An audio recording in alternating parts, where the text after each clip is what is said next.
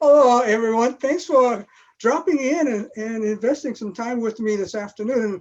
And I really appreciate David inviting me to your meeting. I know these meetings are very important, and to set aside 30 minutes for some outsider is maybe detrimental to the committee. But I was very honored when David contacted me to try and help the rapid response.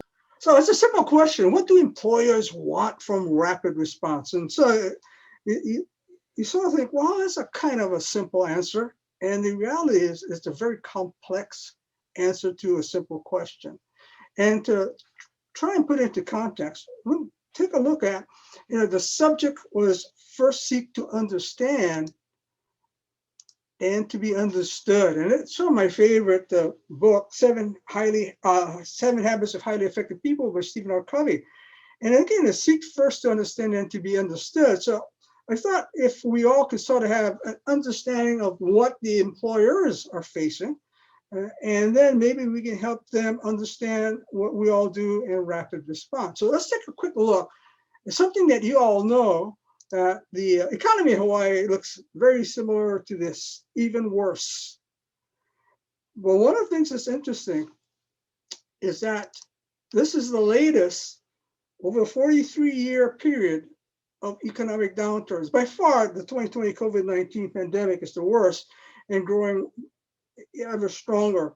But I want you to take a look at these dates. These are dates in which these dramatic economic downturns took place. And what I want you to remember is the recoveries were not short.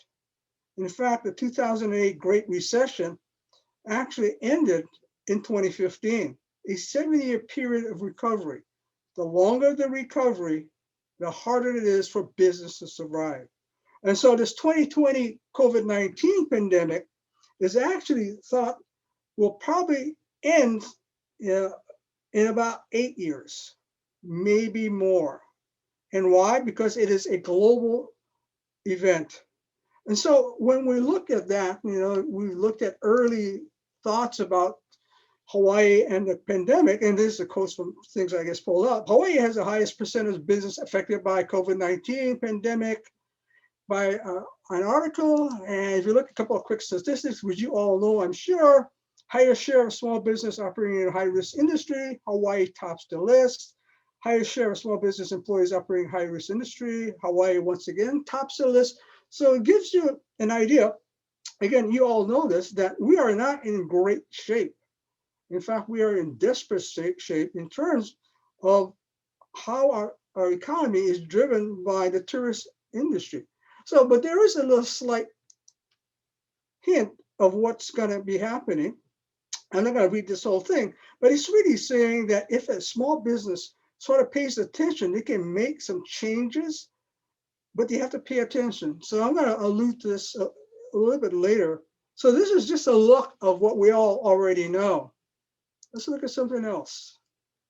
So now the vaccine is here. And for a lot of people, they think the vaccine arrives, hoorah, hoorah, hoorah, and the switch will be put on. The reality is there is no on switch. And this is something, all of us should be really cognizant of. There is no on switch. In fact, we may be looking at an 8-year slow, switch. So what's going to happen? So if there's no on switch, what's happening?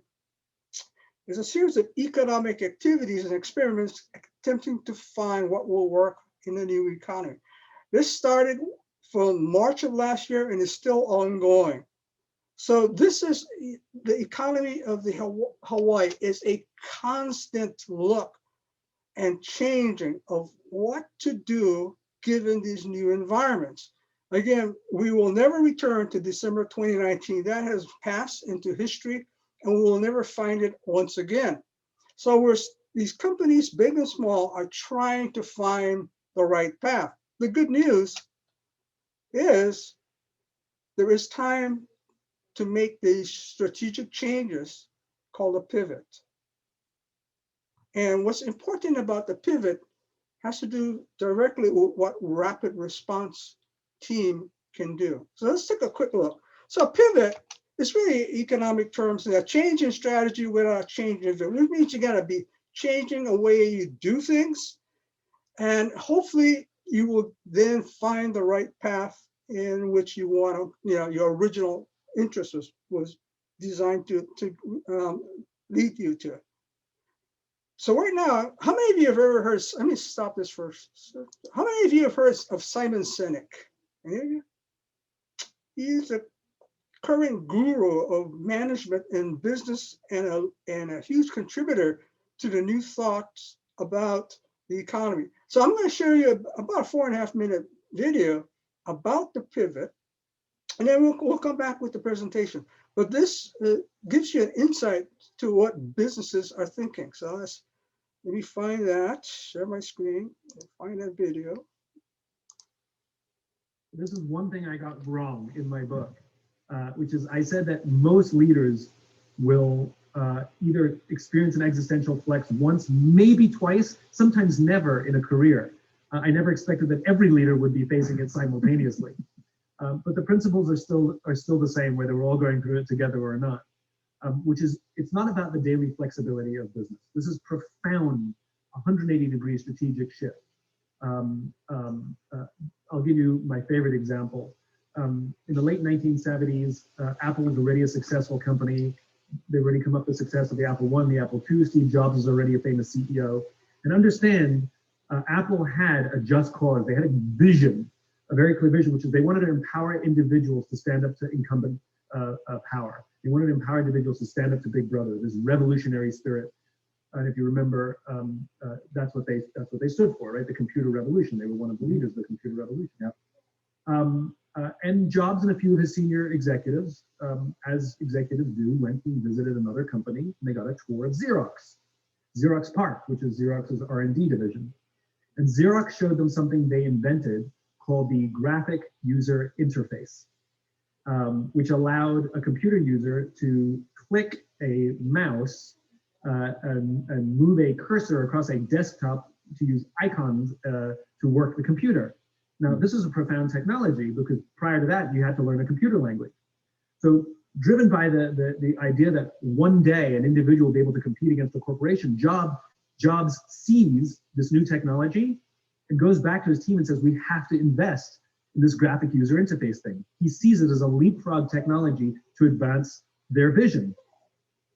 And one of the leaders who was there that day said, we can. We've already invested millions of dollars and countless man hours in a completely different strategic direction. If we go down that path, we will blow up our own company. To which Jobs actually said, better we should blow it up than someone else. Well, that decision led to the Macintosh, a computer user operating system so profound that the entire software of Windows is designed to act like a Macintosh. And the reason a computer is now a household appliance is because of their willingness to make that profound strategic shift. And so the reason leaders usually don't make an existential flex is because they're too afraid of the short-term losses. They're too afraid of the disruption, even if they sometimes see it as necessary. One of my favorite examples of a failure was Blockbuster. Blockbuster was the only significant national video rental chain. They were the 800-pound gorilla. And this little company called Netflix showed up and saw the rise of the internet and the potential for streaming in the future. The technology wasn't quite there yet, but everybody knew it was coming. But they started experimenting with an entirely new business model called subscription. And if you remember, you could get the DVDs and keep them for as long as you wanted, and then send them back. And the CEO of Blockbuster at the time went to the board and said, I think we really need to experiment with subscription. And the board would not allow him because the company made 12% of their revenues from late fees. They were so afraid to give up 12% of revenues that they literally committed an act of suicide. Blockbuster doesn't exist, and Netflix is determining the future of television and movies. Now, they will say the internet put them out of business. Nonsense. They put themselves out of business. And so we're seeing that right now in COVID as well. There are companies that are desperately clinging to their old business models, but this marketplace, if you're not willing to pivot, the marketplace will put you out of business. And so we're seeing wonderful disruption happening, positive disruption, taking advantage of COVID to make changes that they see highly necessary. where they may not have made these changes prior because they were just too afraid. So you can see where that video, and why I wanted to show you that video. And I'm going to go back to my slides in a little while, but the exact same thing is happening right now, in that we know the vaccine is here, and we know that certainly in a very short time, most of us will be vaccinated. And the biggest problem for a lot of companies is that they think December 2019 will return. It will never return. So let me go back to the slides and we'll talk a little bit more about this. I think this is where I left off, the pivot.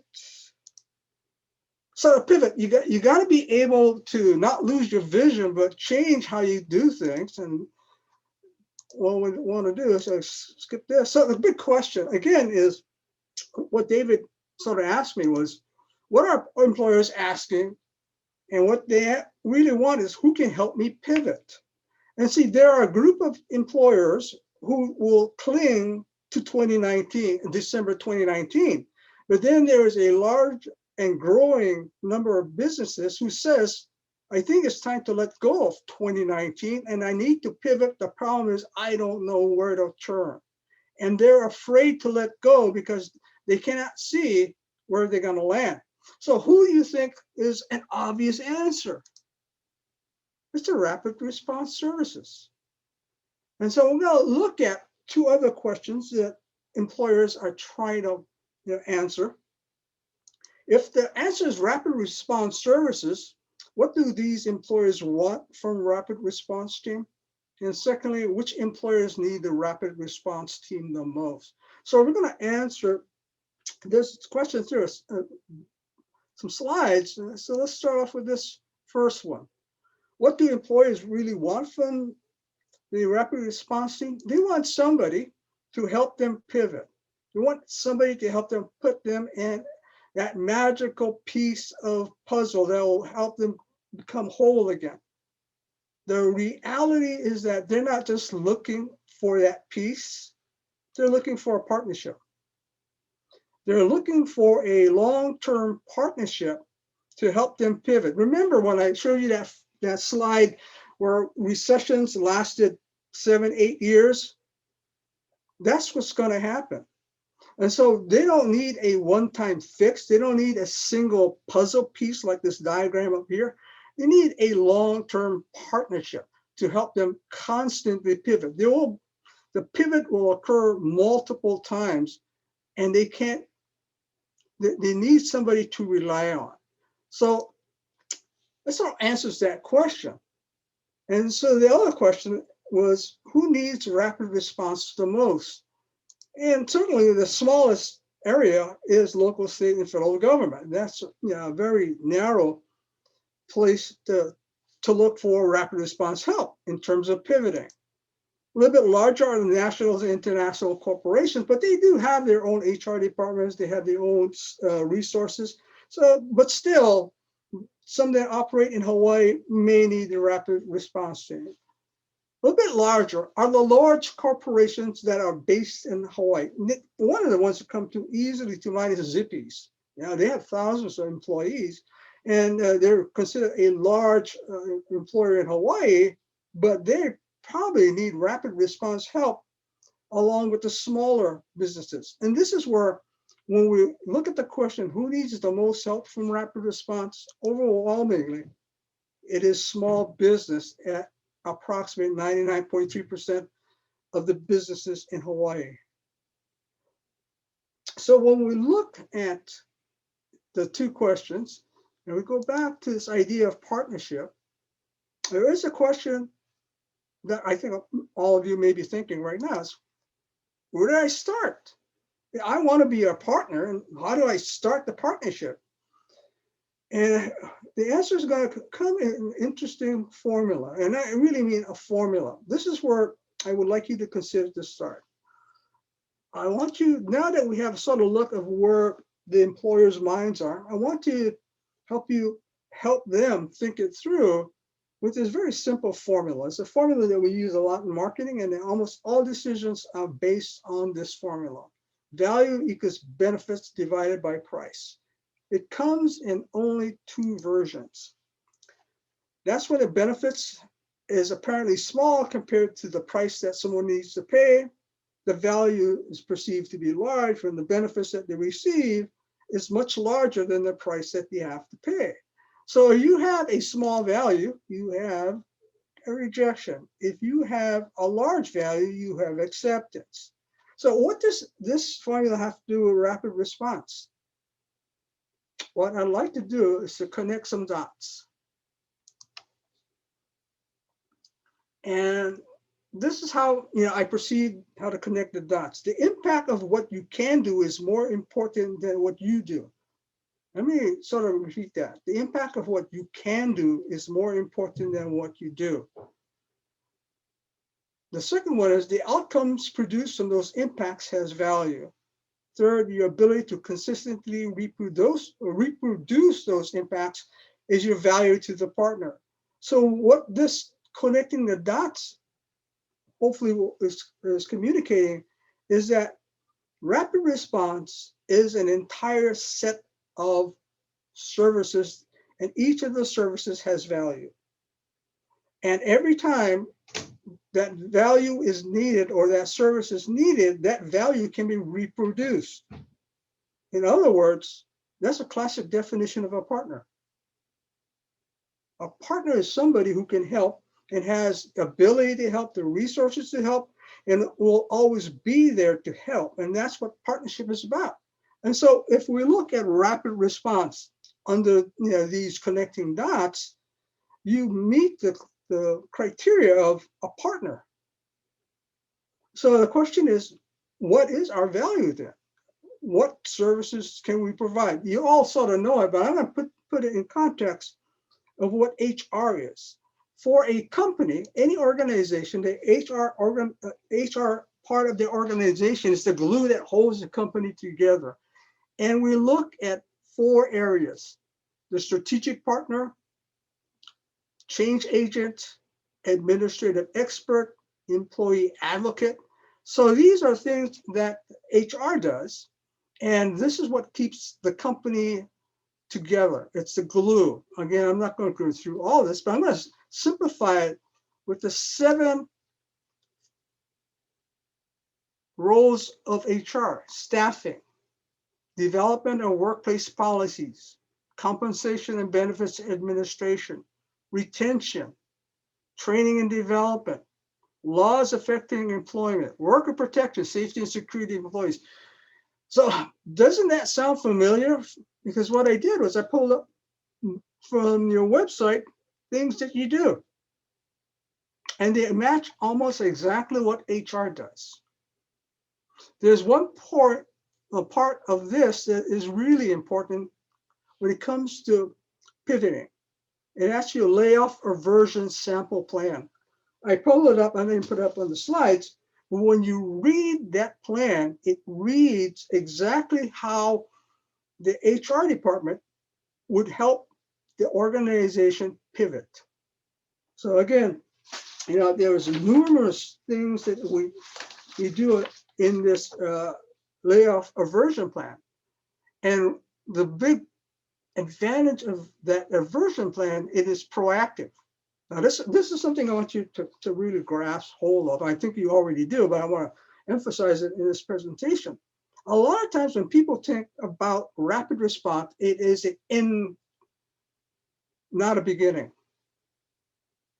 When rapid response is spoken, it is, well, I'm going to have to close my business, and so I need rapid response to help me do things with my employees. It usually have, and tell me if I'm wrong, there is a connotation of it is the end.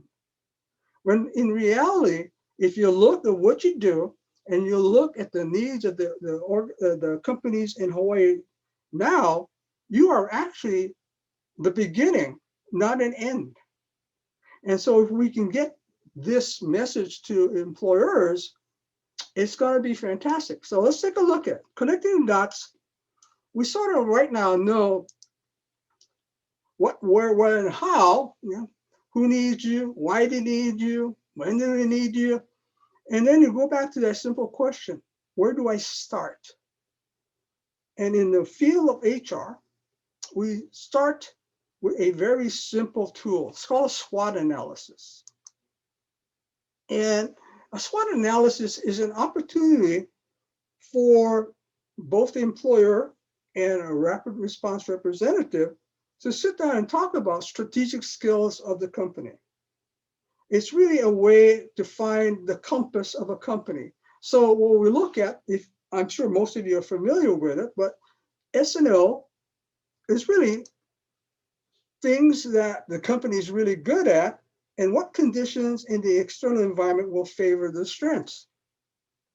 This again is something that's important because most employers, unless they sit down and have somebody try to point things out to them, never really think about it. In fact, just about 3 weeks ago, I was asked to do a presentation to the Society of Business Professionals, and in conversation, they had the previous speaker the week before was talking about SWOT.